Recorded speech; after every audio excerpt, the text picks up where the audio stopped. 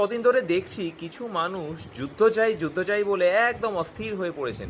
বিশেষ করে সেই সব কিছু মানুষকে দেখছি যারা এতদিন কাশ্মীর মাঙ্গে আজাদি আরও অনেক কিছু নারা লাগাচ্ছিলেন, তারাও যুদ্ধ চাইছেন। তো এই যুদ্ধ চাওয়াটা কি সত্যি দেশপ্রেম, নাকি নাকি রাজনীতি করার জন্য, নাকি আপনারা ভাবছেন যে যুদ্ধ জিনিসটা এত ইজি যে যে ক্রিকেট ম্যাচের মতো বা আইপিএলের মতন রোজ একটু স্কোর দেখে নিলাম, কার কতজন শহীদ হলেন, কার কতটা ক্ষতি হলো, কে কটা বোম ফেললো? সত্যি কি এতটা ইজি যুদ্ধ ব্যাপারটা? এর পরে আবার আপনারা কাঁদবেন না তো? কারণ যুদ্ধের সময় তো মূল্য বৃদ্ধি হবে, যুদ্ধের সময় সাধারণ মানুষকে অনেক কিছু ত্যাগ স্বীকার হয়তো করতে হবে।